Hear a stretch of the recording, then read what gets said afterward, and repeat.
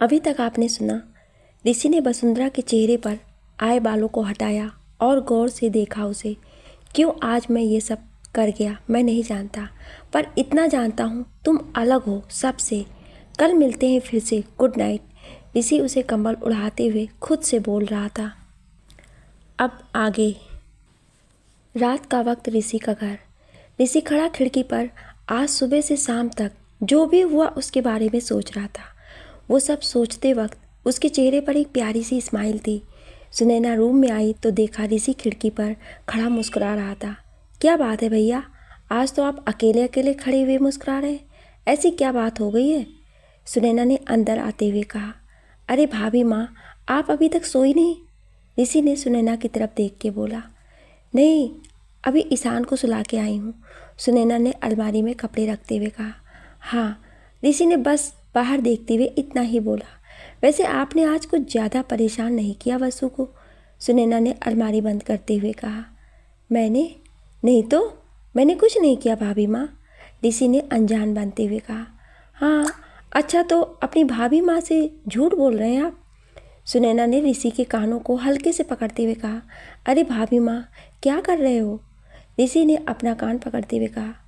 बहुत हुआ वसु को परेशान करना आप, अब और परेशान मत करना उसे, सुनैना ने बोला उसका कान छोड़ते हुए।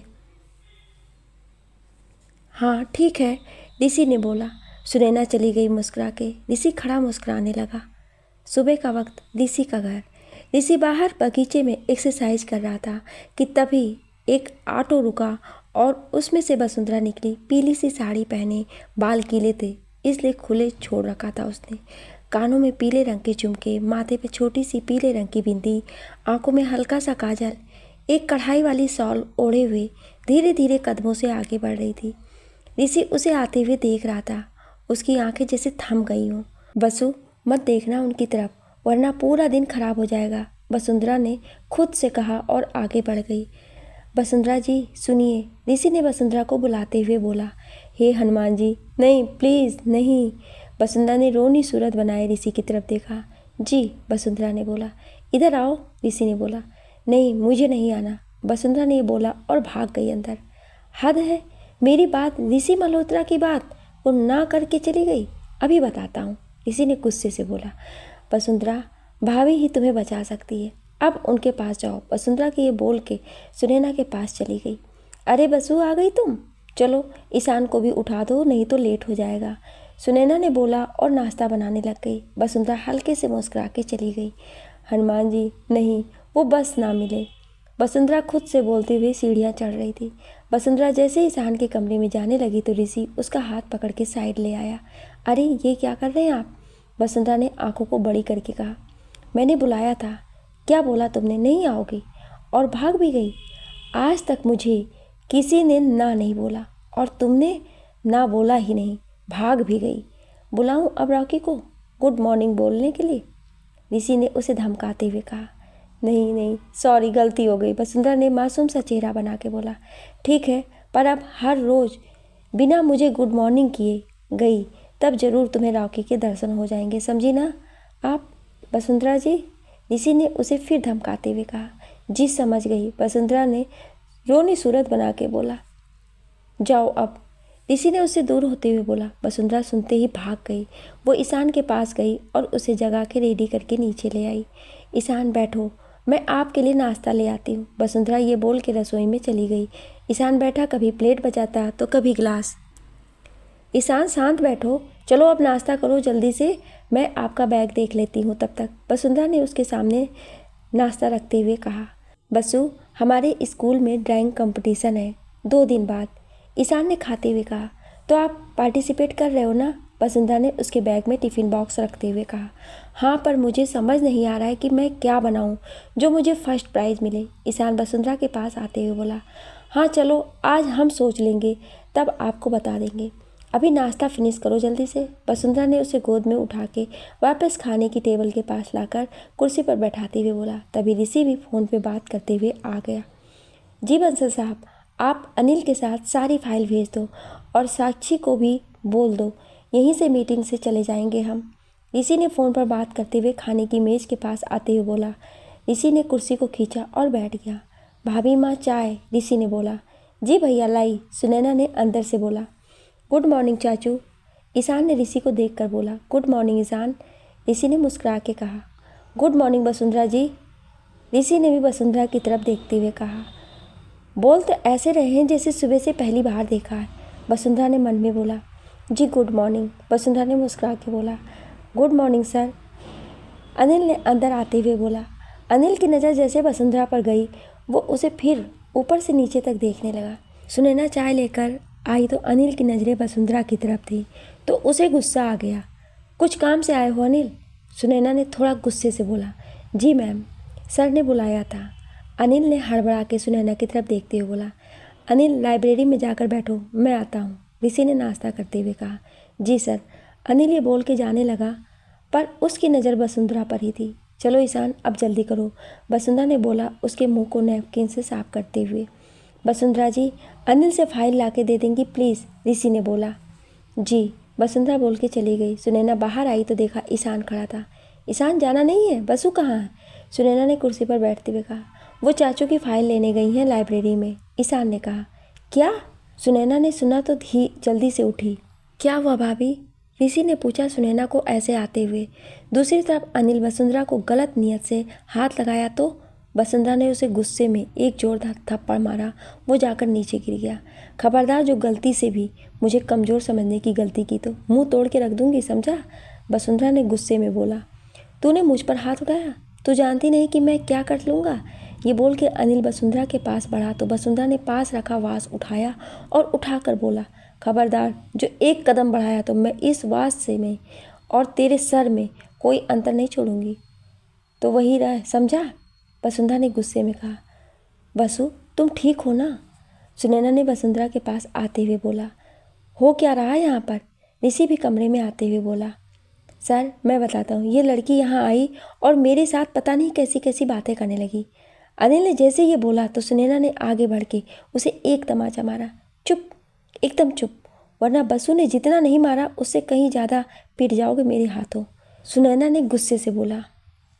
मैं बताती हूँ भैया, पहले दिन से ही इसकी गलत नज़र बसु पर थी।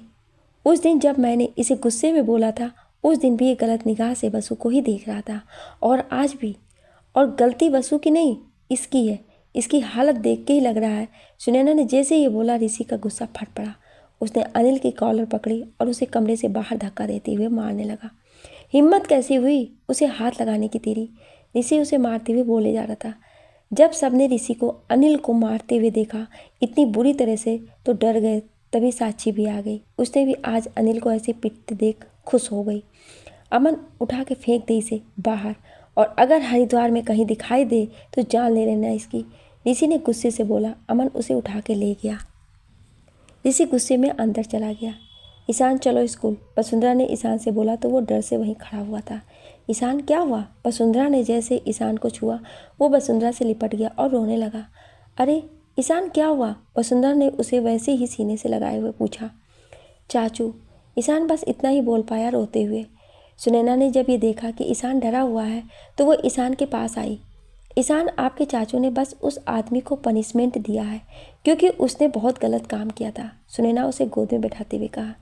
तो क्या मुझे भी चाचू, ईशान रोते हुए बोला। बिल्कुल भी नहीं ईशान, आप तो कितने अच्छे हैं, आपको कोई क्यों ऐसा पनिशमेंट देगा, चलो इधर आओ, वसुंधरा ने बोला। ईशान वसुंधरा के पास चला आया। ईशान, आपके चाचू आपसे बहुत प्यार करते हैं, वो आपसे कभी गुस्सा ही नहीं होते हैं, तो पनिशमेंट तो दूर की बात है, और जब आप गुस्से में होते हैं तो वो आपको मनाते हैं ना, वसुंधरा ने प्यार से बोलते हुए कहा। हाँ जी, ईशान ने भी बहुत मासूमियत से बोला। तो आप उनका गुस्सा कम नहीं करोगे, वसुंधरा ने बोला। उन्होंने अगर मुझे भी, ईशान ने डरते हुए कहा। आज तक क्या उन्होंने कभी भी आपको कुछ बोला, आपको डांटा कभी, जैसे मैं और मम्मी डांट देते हैं, वसुंधरा ने उसे बहुत प्यार से समझाते हुए कहा। नहीं, वो तो मेरी सारी बात मानते हैं, मैं जो कहता हूँ वो करते हैं, ईशान ने आंखों को बड़ी करके कहा। हाँ तो मतलब हमसे भी ज़्यादा प्यार वो आपको करते हैं, तो आपको भी जानना चाहिए ना, वसुंधरा ने उसके चेहरे को पकड़ के बोला। हाँ, ईशान ने कहा मुस्कुरा के। रुको, वसुंधरा ने उसे बोला और रसोई की तरफ बढ़ गई। क्या कर रही हो वसु? सुनैना ने पूछा। रुको भाभी बताती हूँ, वसु ने जाते हुए बोला। वसुंधरा आई तो उसके हाथ में एक ट्रे था। ये क्या है वसु? सुनैना हैरानी से बोली। इस सिचुएशन माँ, तुमको ये सब खाने का सूझ रहा है बसुदी? कमला ने बोला हैरानी से। चुप करो कमला, ये हमारे लिए नहीं है, ये तो सर के लिए है, वसुंधरा ने ईशान के पास आके बोला। ईशान, इसे लेके चाचू के पास जाओ और देखो, डरना मत। मैं और बाकी सब भी बाहर ही खड़े होंगे, बिल्कुल भी मत डरना और जाके चाचू के गुस्से को दूर करो, ओके? वसुंधरा ने वो ट्रे ईशान को दी।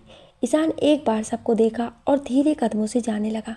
वसुंधरा और बाकी सब भी गए पर बाहर ही खड़े हो गए। ईशान गया और खड़ा हो गया।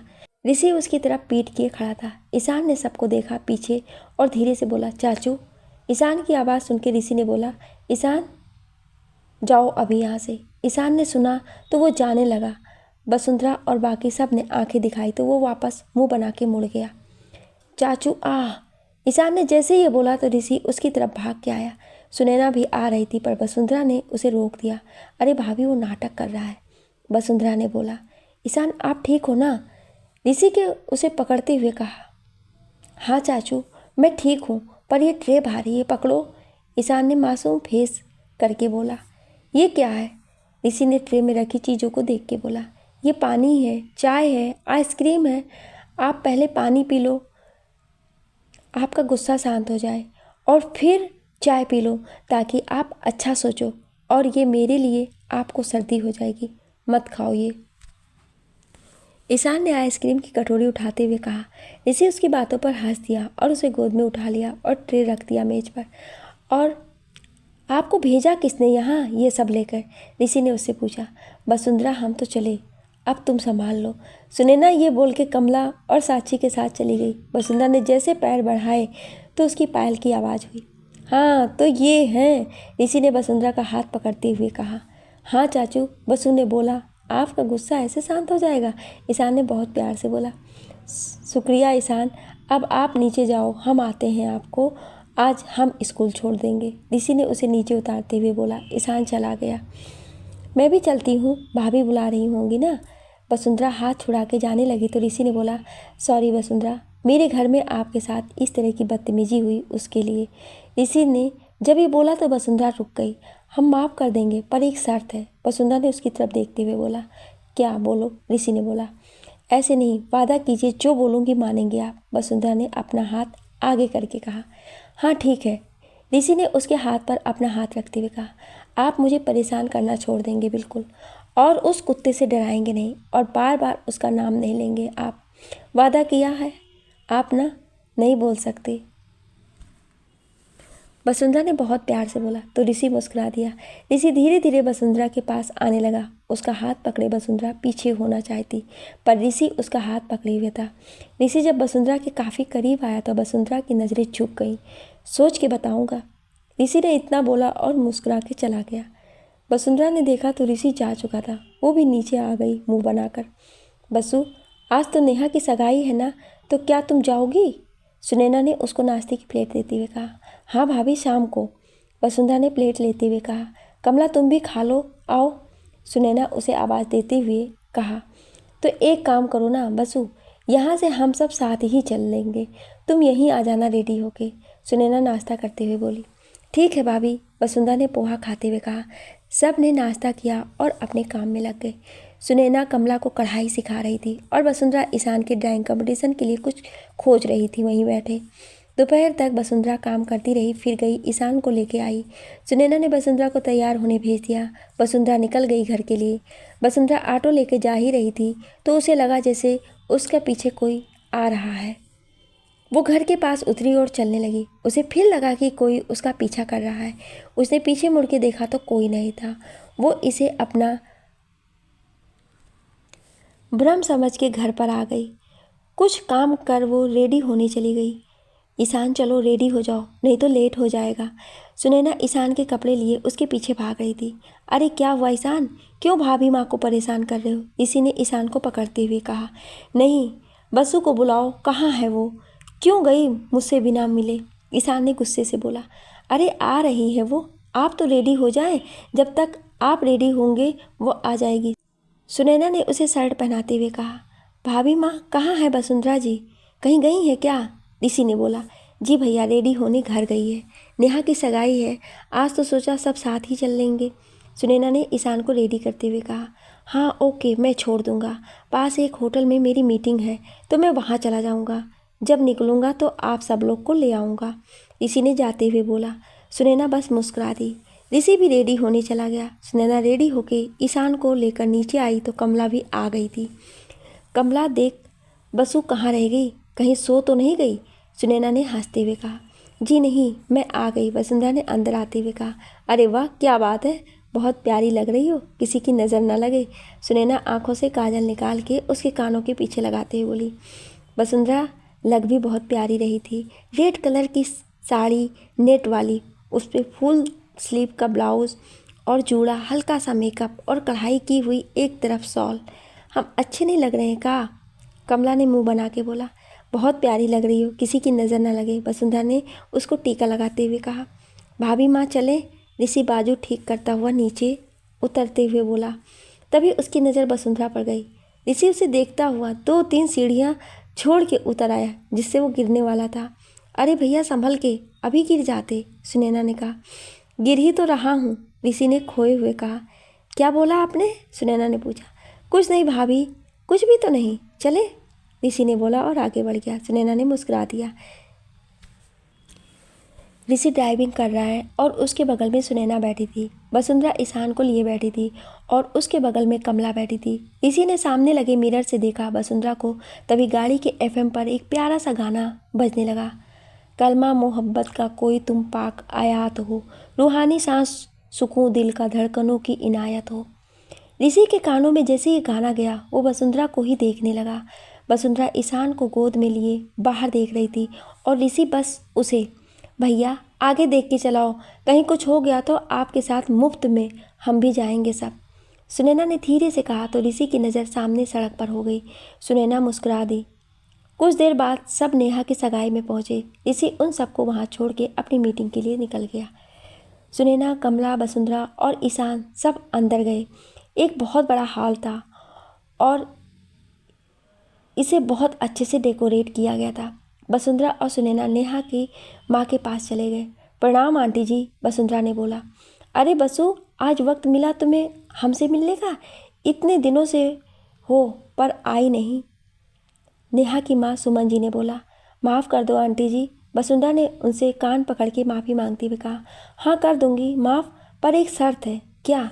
वसुंधरा ने बोला। बाद में बताऊंगी, जाओ अभी नेहा से मिल लो, सुमन जी ने मुस्कुरा के बहुत प्यार से कहा। नमस्ते सुमन जी, सुनैना ने बोला। अरे सुनैना जी, आप आए, हमें बहुत अच्छा लगा, शुक्रिया आने के लिए, सुमन जी ने बोला। अरे आते क्यों नहीं, नेहा ने इतने सालों काम किया है, वो भी इतने प्यार से, तो हमें तो आना ही था, सुनैना ने बोला। चलिए हम आपको लड़के के घर वालों से मिलवा दें, सुमन जी ने उसे स्टेज पर ले जाते हुए कहा। सुमन ने सुनैना को जब उन लोगों से मिलवाया तो वो सब सुनैना को वहाँ देख के हैरान थे कि ऋषि मल्होत्रा की भाभी यहाँ आई हैं। सुनैना सबको नमस्ते किया और नीचे लगे सोफे पर बैठ गई। ईशान कमला के साथ बैठ गया। वसुंधरा नेहा के कमरे में गई जहाँ वो रेडी होके बैठी थी। बसु आ गई तुम? नेहा ने अपना लहंगा पकड़ के उसके पास आते हुए बोली। कैसे नहीं आती, हमारी इकलौती दोस्त की सगाई है, हमें तो आना ही था, वसुंधरा ने उसे गले लगा के बोला। तूने देखा उन्हें कैसे लगे तुझे? नेहा ने उसका हाथ पकड़ के पूछा। सच बोलूं या झूठ? वसुंधरा ने बोला। सच बोल, नहीं तो मार खाएगी, नेहा ने गुस्सा करते हुए कहा। अरे बस बस मेरी जान, तेरे वो बहुत अच्छे हैं, वसुंधरा ने कहा तो वो दोनों दोस्त हंस दी। वो दोनों वहीं बैठी बातें करती रहीं। कुछ देर बाद नेहा को बुलाया गया सगाई के लिए। वसुंधरा और कुछ लड़कियां उसे लेके बाहर आईं। नेहा का होने वाला वीर खड़ा था। देख वीर कितने खुश नजर आ रहे हैं आफत के लिए, वसुंधरा ने धीरे से बोला तो नेहा ने सबसे छुप के उसे कोहनी मार दी धीरे से। ज़्यादा हाथ मत चला वरना मना कर दूंगी कि इससे सगाई मत करो, वसुंधरा ने मुस्कुरा के बोला। नेहा ने उसकी तरफ मुंह बना के देखा। चल अब आगे सब देख रहे हैं, वसुंधरा ने कहा। नेहा को वीर के पास खड़ा किया गया लाके। पंडित जी ने छोटी सी पूजा की और फिर वीर और नेहा ने एक दूसरे को अंगूठी पहना दी। तभी उन पर ऊपर से बहुत सारे गुलाब के फूल गिरने लगे। मुबारक हो दी, नेहा के भाई सुशांत ने आते हुए कहा, जो अभी बस पहुंचा ही था। सुशांत तू आ गया, नेहा ने उसे ऐसे अचानक देख के खुशी से उसे गले लगा लिया। अब कैसे नहीं आता, मेरी दी की सगाई है, मुझे तो आना ही था, सुशांत ने बोला। नमस्ते बसुदी, सुशांत ने वसुंधरा को देखकर बोला। कैसे हो सुशांत, वसुंधरा ने मुस्कुरा के बोला। ठीक हूँ, सुशांत ने बोला। मैं अभी आई, वसुंधरा ने नेहा से कहा और स्टेज से नीचे उतर गई।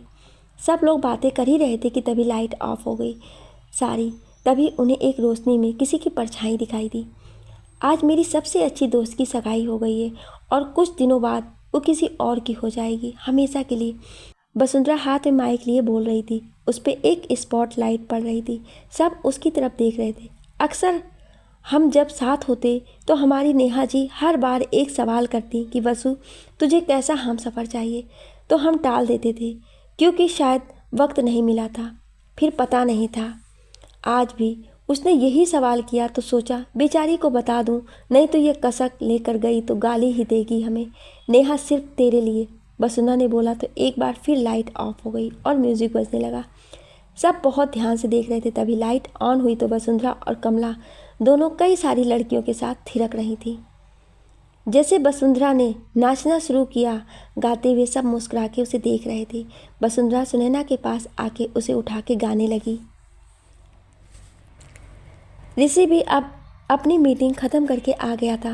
वो जैसे अंदर जाने लगा तो हॉल की खिड़की से देखा वसुंधरा नाच रही थी और बहुत प्यारी लग रही थी, तो वो वहीं रुक गया और उसे देखने लगा।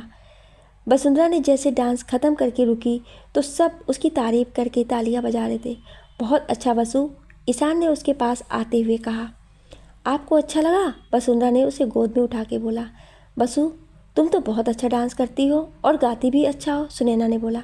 अरे ऐसा क्या है जो हमारी बसु को नहीं आता, सुमन जी ने कहा वसुंधरा के सर पर हाथ रख के। चलिए खाना खा लीजिए, सुमन जी ने बोला। सब खाने के लिए चले गए। ईशान को बसु खिला रही थी। वहीं कोई और था जो बाहर गाड़ी के बोनट पर पीठ लगाए बैठा था और फ़ोन में बसु की तस्वीर देख रहा था। वो था ऋषि। उसने आंखें बंद की और सामने बस वसुंधरा का चेहरा था हंसते हुए। खाना खा के सब बाहर आए तो देखा कि ऋषि गाड़ी की बोनट पर पीठ लगाए बैठा था। अरे भैया आप कब आए? सुनैना ने उसे ऐसे बैठा देखा तो बोला, बस कुछ वक्त हुआ है, चले, ऋषि ने बोला बोनट से उतरते हुए। अंदर क्यों नहीं आए? सुनैना ने बोला।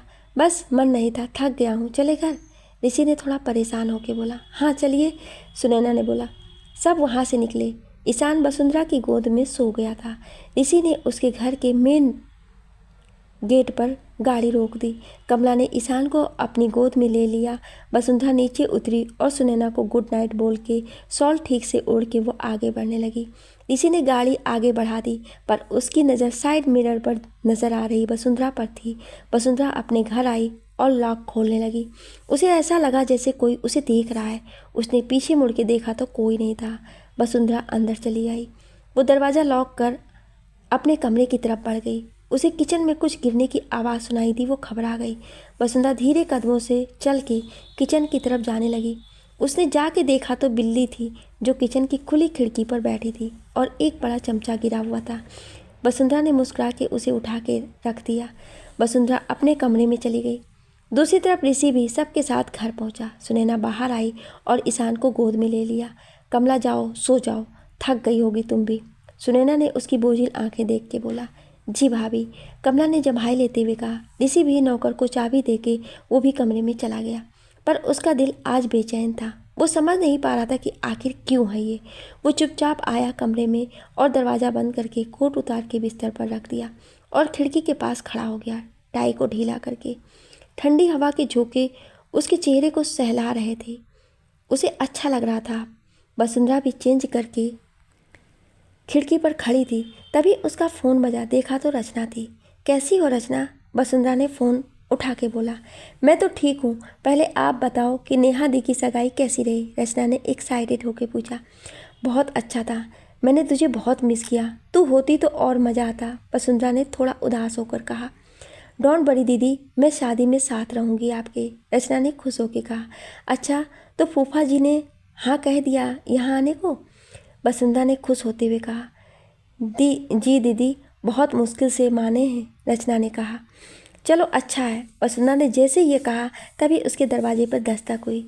रचना, मैं बाद में बात करती हूँ, लगता है कोई आया है, वसुंधरा ने कहा और फ़ोन रख दिया। वसुंधरा साल ओढ़े दरवाजे के पास गई और दरवाजे को खोल के देखा तो कोई नहीं था। कौन था, किसने खटखटाया था? वसुंधरा ये सोच ही रही थी कि अचानक से किसी ने उसे सामने से आकर धक्का दिया। वो जाके फर्श पर गिर गई। उसके साथ कुछ लोग और थे और उन सब ने अपने मुंह बांधे रखे थे। वो सब अंदर आए और दरवाज़ा बंद किया। हॉल में हल्की सी रोशनी थी, एक छोटी सी लाइट से। कौन हो तुम लोग और ये क्या बदतमीजी है? वसुंधरा ने फर्श पर पड़े हुए कहा। बदतमीजी नहीं ये वसुंधरा जी, ये बदला है जो आज हुआ, उसका बदला। उस आदमी ने अपने मुंह से कपड़े को हटाते हुए कहा। तुम, लगता है आज की पिटाई भूल गए हो जो फिर चले आए यहाँ। वसुंधरा ने फर्श पर से उठते हुए अनिल से कहा। नहीं, उसी लिए तो आया हूँ जो अधूरा रह गया था, उसे पूरा तो मुझे ही करना होगा ना वसुंधरा जी। अनिल ने उसके चेहरे पर हाथ लगाते हुए कहा। लगता है तुम्हारी ज़िंदगी ख़त्म हो गई है जो यहाँ आए हो। वसुंधरा ने अनिल को एक तमाचा मारते हुए कहा। तभी उसके गुंडे ने वसुंधरा को पकड़ लिया कस के। मुझ पर हाथ उठाया तूने? अब तू देख, जिस गुरूर में है वो ही मैं आज ख़त्म कर दूंगा। अनिल ने अपने कदम बढ़ाते हुए कहा। तभी वसुंधरा ने एक आदमी को लात मारी। उसने वसुंधरा का हाथ छोड़ा, अपना पेट पकड़ लिया। उसे देख के लगता था कि लात जोर की पड़ी थी। दूसरे आदमी के मुंह पर एक घूंसा मारा और वो सीधा फर्श पर गिरा। अनिल वसुंधरा से सबको पिटता देख तो उसे गुस्सा आया। तुम सब एक लड़की के हाथ मार खाने आए हो, मारो इसे, अनिल ने गुस्से से कहा। तभी तीसरा आदमी उस पर चाकू लेके उसके पास आया। उसने जैसे वसुंधरा पर वार किया, उसने उसका हाथ पकड़ के मोड़ कर उसके पीठ से लगा दिया। शायद तुम्हें नहीं पता अनिल जी कि हम इलाहाबाद में बहुत मशहूर हैं लड़ाई के लिए। क्या करें, तुम जैसे बेकाबू सांड हमारे यहाँ आए दिन मिल जाया करते थे। उन्हें खूंटे से कैसे बांधते हैं ये हम अच्छे से जानते थे। तुम भी उन्हीं में से एक हो। वसुंधरा ने उस आदमी के पीठ पर एक ज़बरदस्त कोहनी मारी जिससे वो बुरी तरह कराहा गया। पर तभी किसी ने वसुंधरा के सर पर जोर से मारा और वो नीचे गिर गई। उसकी आंखों के सामने बेहोशी छाने लगी। मुझे भी तुम जैसी मिमियाती बकरियों को काबू करना आता है। अब तुमसे मैं हिसाब बराबर करूँगा। ये कह के अनिल उसकी तरफ मुस्कुराकर बढ़ने लगा। वसुंधरा के सर पर चोट आई हुई थी, वो फर्श पर पड़ी हुई थी, उसकी आंखें बोझिल होती जा रही थी। तुम्हें क्या लगा मैं इतनी जल्दी हार जाऊंगा? मैं वो हूँ जिसे एक बार जो पसंद आए उसे हासिल करता हूँ, या प्यार से या ज़बरदस्ती से। अनिल ने उसके पास आते हुए बोला। जब तुझ जैसे लोगों के दिन पूरे हो जाते हैं तभी उनकी मति भ्रष्ट हो जाती है। वसुंधरा ने लड़खड़ाती जुबान से कहा। मेरी छोड़ो, तुम अपनी सोचो वसुंधरा जी। ये कहता हुआ अनिल उसकी तरफ बढ़ा। वसुंधरा खुद को बचाने के लिए अपनी पूरी जान लगा के पीछे हो रही थी। तभी दरवाजे पर दस्तक हुई। इस वक्त कौन हो सकता है? अनिल ने धीरे से कहा। उसने इशारे से खिड़की से बाहर देखने को कहा अपने एक आदमी से। उसने देखा तो बाहर ऋषि था, वो भी अमन के साथ। सर, बाहर ऋषि मल्होत्रा है। इतना सुनते ही अनिल हैरान था। कोई कुछ मत करो, बस चुपचाप रहो, वो चला जाएगा अगर कुछ नहीं पाएगा तो, अनिल ने कहा। वसुंधरा के सर से खून बह रहा था। उसने अपने पैरों को हिलाया तो पायल की आवाज़ करने लगी। वसुंधरा जी, आप गेट के पास हैं, मैं ऋषि। दरवाज़ा खोलिए, ईशान की तबीयत खराब है, ऋषि ने बाहर से कहा।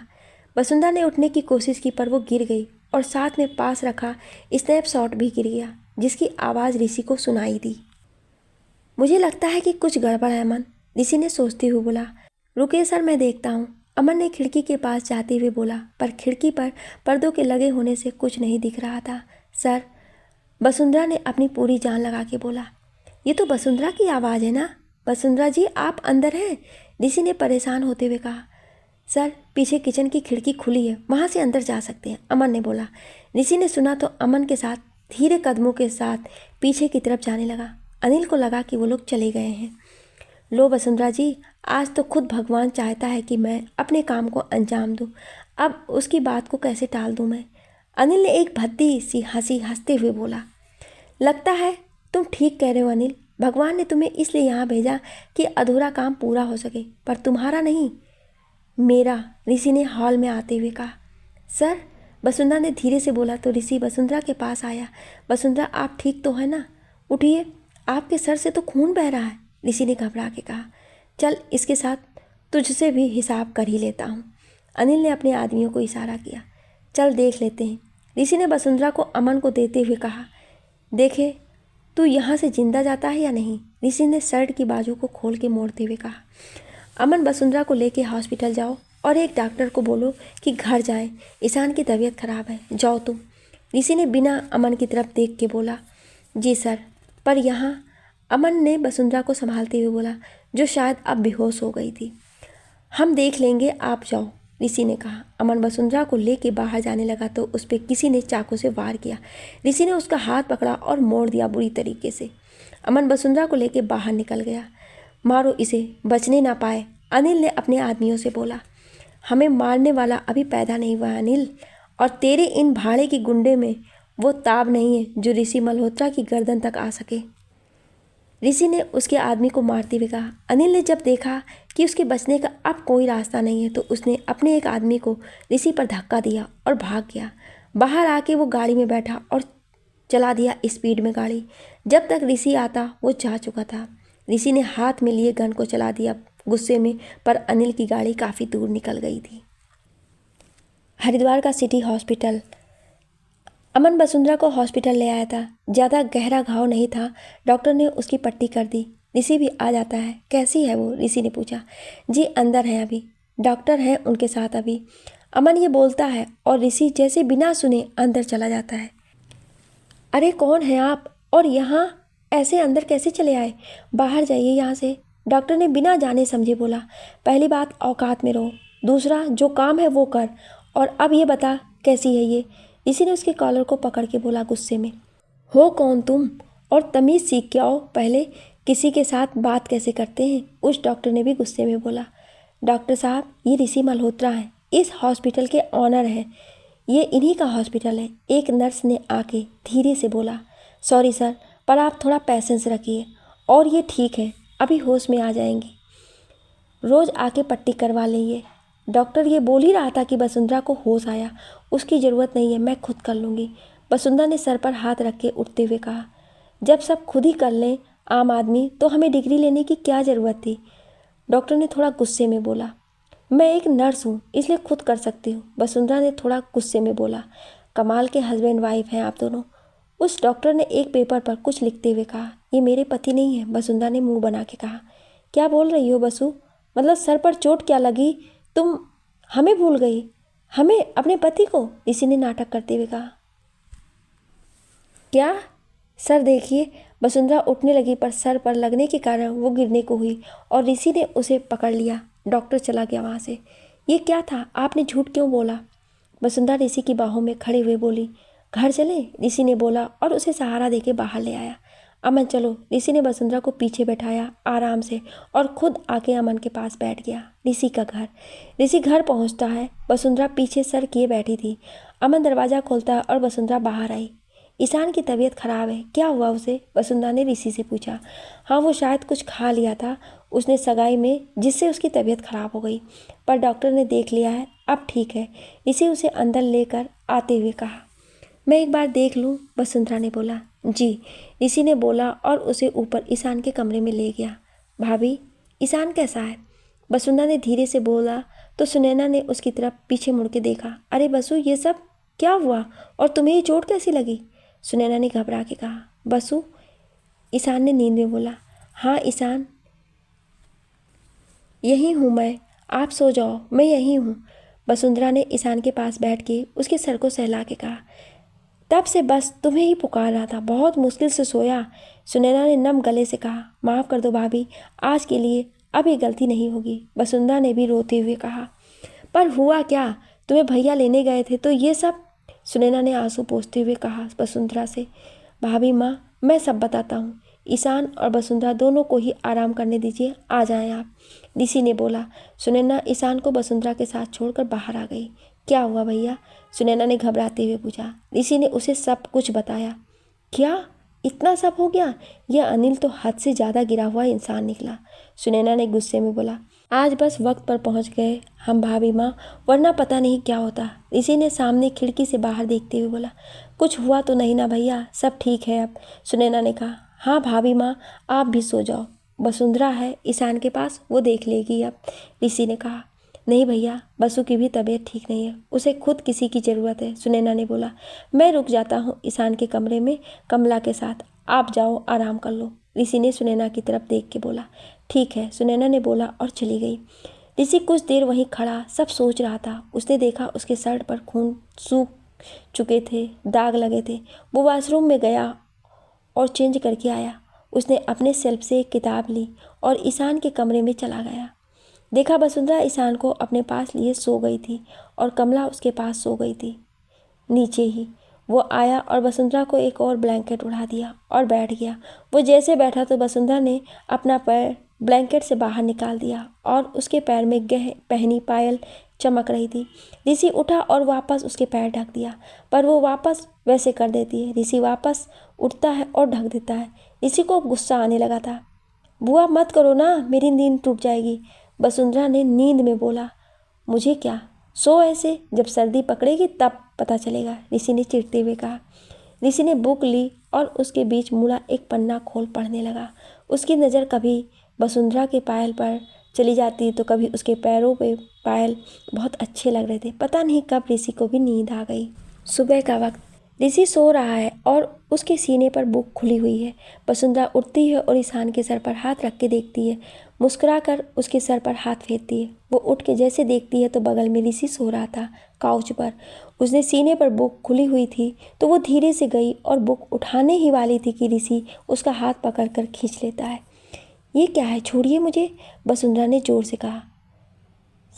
ईशान और कमला उठ जाएंगे, आपको पता है ना कि किसी की चीज़ उससे बिना पूछे नहीं लेते, ऋषि ने वसुंधरा को बाहों में लिए हुए बोला। सॉरी, गलती हो गई, वसुंधरा ने दूर जाने की कोशिश करते हुए कहा। ऐसे नहीं, अब गलती की है तो सज़ा भी भुगतना पड़ेगा ही, ऋषि ने उसे देखते हुए कहा। सज़ा? ऐसा क्या गुनाह कर दिया मैंने जो आप हमें सज़ा देंगे, वसुंधरा ने ऋषि की तरफ देख के बोला। वैसे पहले तो आपको मुझे थैंक यू बोलना चाहिए और दूसरा सज़ा हम बाद में बताएंगे, ऋषि ने उसे छोड़ते हुए कहा। सच में अगर ये मेरे बॉस ना होते तो, वसुंधरा ने बड़बड़ाते हुए कहा। मेरे लिए एक कप चाय प्लीज़, ऋषि ने ईशान के पास वापस सोते हुए कहा। हाँ चाय क्यों, पूरा खाना भी खिला दूँ बोलो तो, वसुंधरा ने बड़बड़ाते हुए कहा। गुड आइडिया, एक काम करो, नाश्ता बनाओ मेरे लिए अच्छा सा, ऋषि ने ब्लैंकेट ओढ़ते हुए कहा। जी मैं कुछ नहीं बना रही हूँ, वसुंधरा ने गुस्से में बोला। रॉकी, ऋषि ने तेज से बोला। तभी वसुंधरा ने बोला, अच्छा जाती हूँ, वसुंधरा ने मुंह बना के कहा और चली गई। ऋषि मुस्कुरा के फिर से सो गया। वसुंधरा नीचे आई तो सुनैना उठ के पूजा कर रही थी। वो आई पूजा करके तो वसुंधरा से टकरा गई, जो अभी भी बड़बड़ाते हुए चली आ रही थी गुस्से में। अरे वसु, संभल के, अरे क्या हुआ, इतने गुस्से में क्यों हो, सुनैना ने उसे पकड़ते हुए कहा। कुछ नहीं भाभी, वसुंधरा ने बोला। अच्छा तैयार हो जाओ, मैं तब तक नाश्ता बना लेती हूँ, सुनैना ने बोला। पर मेरे कपड़े तो वहाँ हैं, वसुंधरा ने बोला। चलो आओ, सुनैना उसे अपने साथ कमरे में ले आई। ये मेरे कपड़े हैं, जो चाहे ले लो इसमें से, सुनैना अलमारी खोलते हुए कहा। ये तो बहुत खूबसूरत है, आप पहनती क्यों नहीं है भाभी ये सब, वसुंधरा को नहीं पता था उसने अनजाने में क्या बोल दिया था। सुनैना खामोश थी उसके इस सवाल से। माफ़ कर दो भाभी, मुझसे गलती होगी, आगे से नहीं कहूँगी कुछ, वसुंधरा ने सुनैना से माफ़ी मांगते हुए कहा। कोई बात नहीं, तुम देखो तुम्हें कौन सी साड़ी पसंद है, सुनैना ने बोला। ये वाली, वसुंधरा ने एक गुलाबी प्रिंटेड साड़ी निकालते हुए कहा। वाह क्या बात है, जानती हैं ये साड़ी हमारे लिए कौन लाया था, सुनैना वसुंधरा की तरफ देख के मुस्कुरा के कहा। किसने, वसुंधरा ने बोला। ऋषि भैया ने, उन्हें ये रंग बहुत पसंद है, पर ज़्यादा डार्क होने के कारण हमने कभी पहनी नहीं, सुनैना ने कहा। ये सुन के वसुंधरा का मुंह बन गया। अच्छा तुम रेडी हो जाओ, सुनैना ये बोल के चली गई। वसुंधरा भी वॉशरूम में चली गई। नहा के वो साड़ी पहन के बाहर आई और सर पर लगी चोट की पट्टी को बदलने लगी। उसने पट्टी को उतार के रख दिया और फर्स्ट एड का बॉक्स ले आई और ट्यूब निकाल के कोशिश करने लगी, पर ये वो नहीं लगा पा रही थी। तभी उसके हाथ से कोई ट्यूब ले लेता है। वो शीशे में देखती है तो ऋषि था। उसने ट्यूब लिया और लगाने लगा। उसके सर के पीछे वसुंधरा की नज़र ऋषि पर थी, जिसके चेहरे पर इस वक्त कोई भाव नहीं था। ऋषि ने दवा लगा के पट्टी बांधने लगा। वो जब सामने आया और वसुंधरा के करीब आया तो वसुंधरा की सांसें तेज हो गईं। वो समझ नहीं पा रही थी कि ये क्या था। तभी बाहर से किसी की रेडियो से बजता एक गाना आने लगा।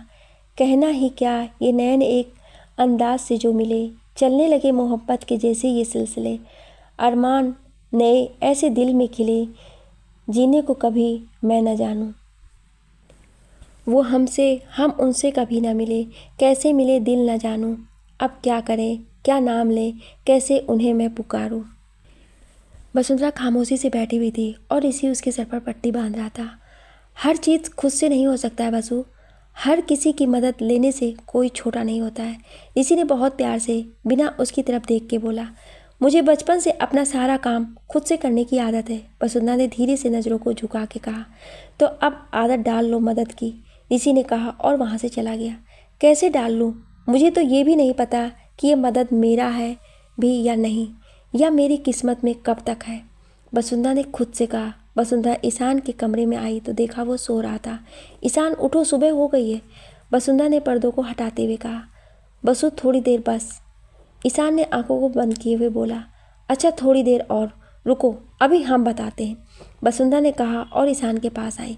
वसुंधरा आके उसके पेट पर गुदगुदी करने लगी। ईशान उठ के उसके पास चला आया हंसते हुए। चलो अब ब्रश कर लो, आओ, वसुंधरा ने ईशान को गोद में उठा के कहा। बसु तुम्हें ये चोट कैसे लगी, ईशान ने उसकी तरफ देख के बोला। ये एक बुरे राक्षस से लड़ते हुए, वसुंधरा ने आंखों को बड़ी करते हुए कहा। तो तुम राक्षस से लड़ रही थी बसु, ईशान हैरानी से आंखों को बड़ा करते हुए कहा। हाँ बिल्कुल, वसुंधरा ने ईशान को वाश बेसन के साइड की जगह पर बैठाते हुए कहा। कैसा था वो, ईशान ने वैसे ही पूछा। बहुत बड़ा, बहुत बुरा सा, वसुंधरा ने टूथब्रश पर टूथपेस्ट लगाते हुए बोला। फिर क्या, तुमने उसे मारा बसु, ईशान ने बोला। हाँ बहुत मारा, एक को वहाँ उठा के पटका, एक को दूसरी तरफ, फिर एक मेरी तरफ चाकू लेकर बढ़ा, उसका हाथ पकड़ के मैंने मोड़ दिया, वसुंधरा ने ईशान को ब्रश कराते हुए कहा। बसु तुमने फाइटिंग की, ईशान ने मुंह से ब्रश निकाल के बोला। जी और क्या, तुम्हारी बसु बहुत स्ट्रांग है, वसुंधरा ने उसका मुंह धुलाते हुए बोला। वेरी गुड वसु, ईशान ने उसके गालों पर किस करते हुए कहा। ईशान को रेडी करके वो नीचे ले आई। देखा तो ऋषि भी बैठे किसी से बात कर रहा था। ऋषि की नज़र जब वसुंधरा की साड़ी पर गई तो वो उसे उस साड़ी में देख के हैरान था। काफ़ी खिल रहा था वो रंग उस पर। ऋषि ने अपना ध्यान वापस से काम में लगा लिया। वसुंधरा ईशान को खाने की मेज़ के पास लेकर आई। ईशान को चेयर पर बैठा के वो अंदर गई और सुनैना कमला के साथ नाश्ता ले आई। चलो ईशान दूध पी लो, वसुंधरा ने दूध का गिलास उठा के देते हुए कहा। पता है मम्मी, बसु ने कल बहुत सारे राक्षसों को मारा, ईशान ने एक घूंट दूध पीते हुए कहा। आपको किसने बताया, ऋषि ने पास आते हुए कहा। बसु बता रही थी चाचू, और बसु ने अकेले सबको मारा, वो कितनी स्ट्रांग है ना, ईशान ने आंखों को हैरानी से बड़े करते हुए कहा। हाँ आपकी बसु बहुत स्ट्रांग है, और तब भी उसको चोट लग गई बताओ, ऋषि ने मुंह बना के वसुंधरा की टांग खींचते हुए कहा। जब मुंह खोलोगे कुछ अच्छा नहीं निकलेगा मुंह से, वसुंधरा ने मुंह बना के मन में कहा। तो वसुंधरा जी कैसे मारा आपने उन सबको, जरा हम सबको भी बताओ, हम सब भी तो जाने आपके बारे में, ऋषि ने पराठा उठाते हुए कहा। जैसे आपने मारा था, वसुंधरा ने कहा। चाचू ने भी मारा था उन्हें, ईशान ने बोला। हाँ ईशान, हमारे सर पर चोट आने पर, वसुंधरा ने कहा। ईशान अब नाश्ता करो चुपचाप, सुनैना ने कहा। बसु कमला आप दोनों भी नाश्ता कर लो, सुनैना ने बोला। वसुंधरा भी बैठ गई नाश्ता करने ऋषि की बगल की चेयर पर। हनुमान जी अभी भी वक्त है, एक जोरदार गदा मार दो इस इंसान को, ताकि इसकी याददाश्त चली जाए, और फिर मैं इसे बताऊंगी अकड़ू कहीं के, वसुंधरा ने बड़बड़ाते हुए कहा। आउच, तभी वसुंधरा के मुंह से जोर से ये सुन के सब उसकी तरफ देखने लगे। क्या हुआ बसु, हाथ में भी लगी है क्या, सुनैना ने बोला। नहीं भाभी, वो बस ऐसी ही गलती, वसुंधरा ने अटकते हुए बोला। ऋषि मुस्कुरा रहा था क्योंकि उसने वसुंधरा का बोलना सुन लिया था और उसी ने उसके पैरों पर मारा था। दुष्ट कहीं के, कोई ऐसे मारता है, राक्षस है पूरे, वसुंधरा ने मुंह बना के बड़बड़ाते हुए कहा। तभी ऋषि ने उसके पैरों पर फिर मारा, और इस बार वसुंधरा ने भी जोर से एक पैर मारा और ऋषि को चीख निकल आई। वसुंधरा मुस्कुरा रही थी। क्या हुआ सर, कोई प्रॉब्लम है क्या, वसुंधरा ने अनजान बनते हुए कहा। नहीं कुछ नहीं, ऋषि ने मुंह बना के बोला। सबने नाश्ता किया और अपने अपने काम में लग गए। ऋषि ऑफिस चला गया।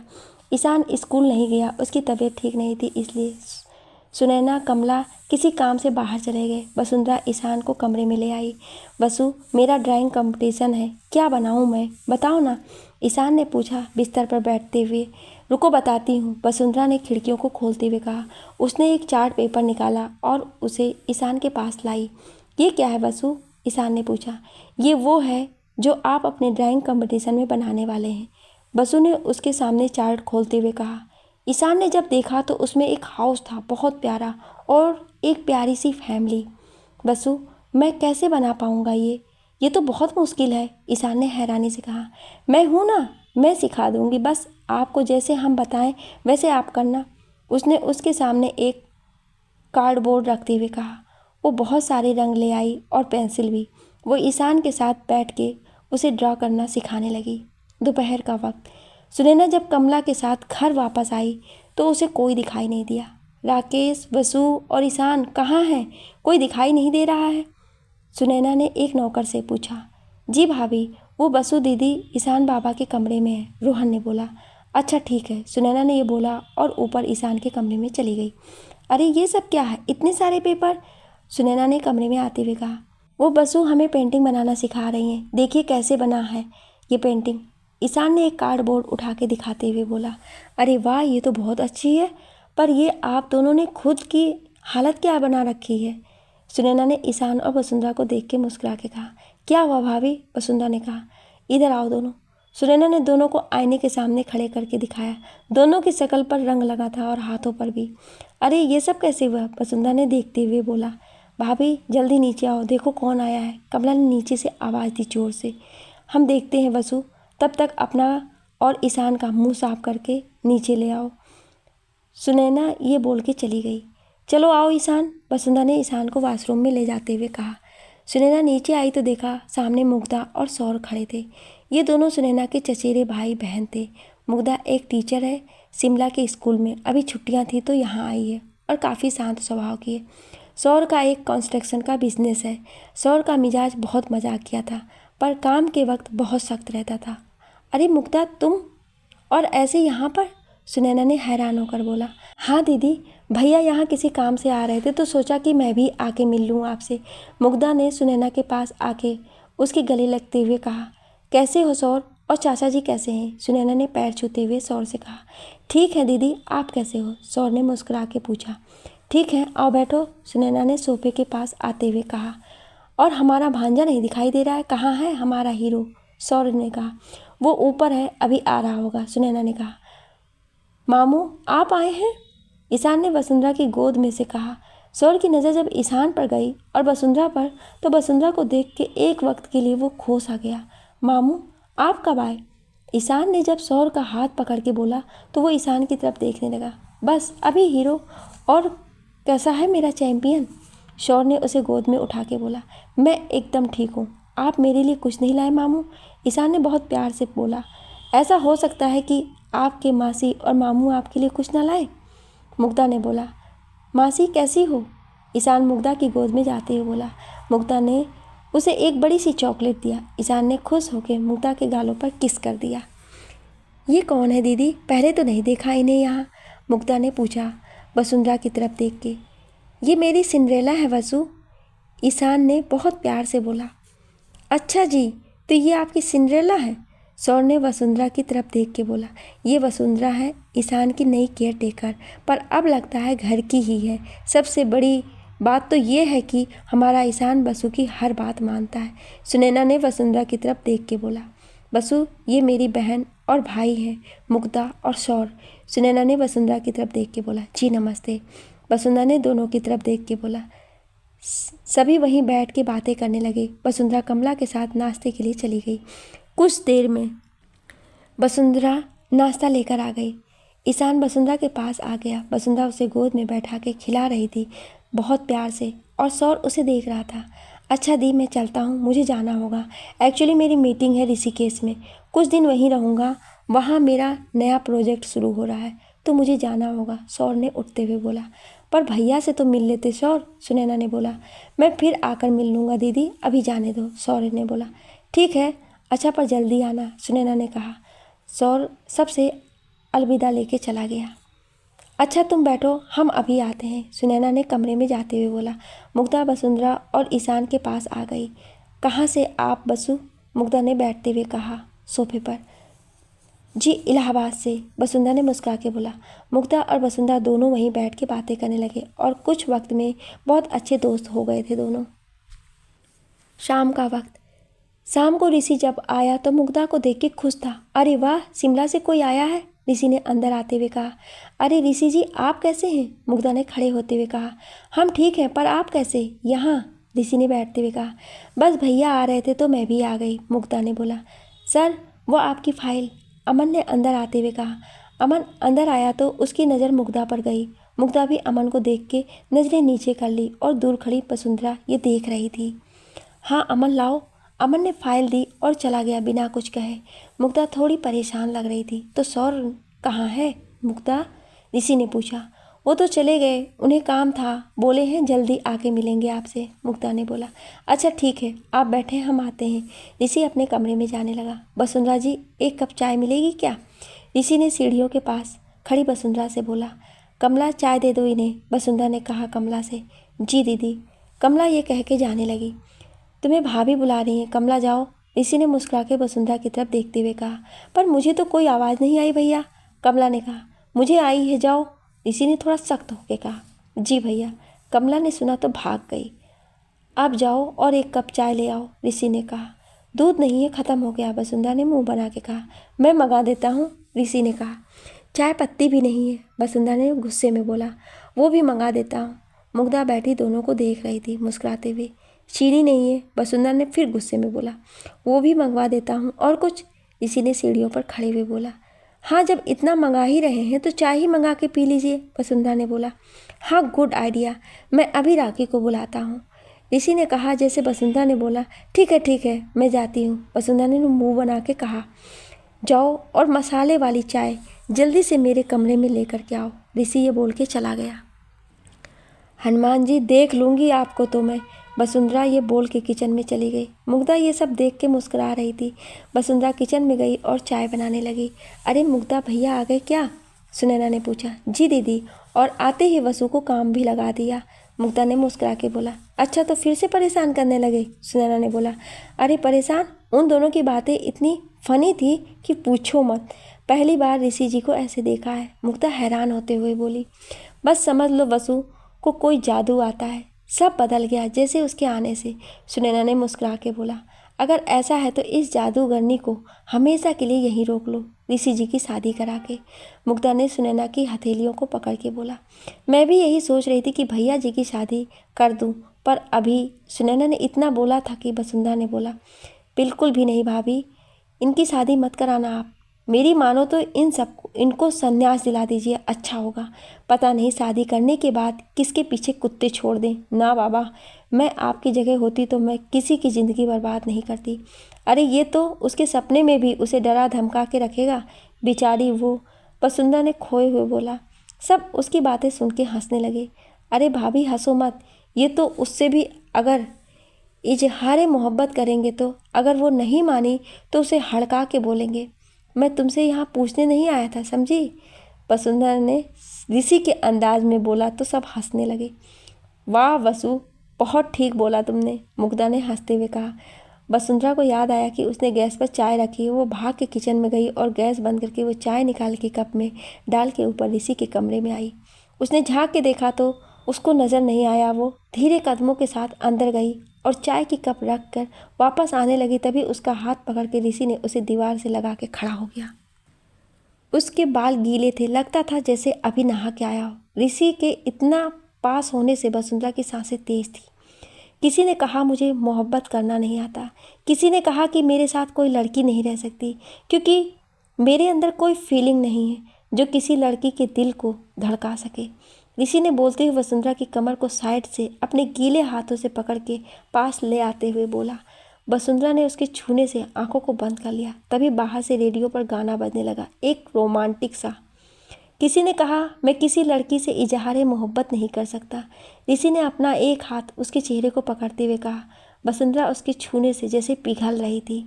ऋषि उसके चेहरे को बहुत ध्यान से देख रहा था। वो खुद नहीं जानता था कि वह आखिर क्यों वसुंधरा के साथ ये सब कर रहा था, क्यों वसुंधरा का पास आना उसे सुकून देने लगा है। क्या होगा ऋषि और वसुंधरा के इस एहसास का असर, जानने के लिए सुनिए अगले भाग में।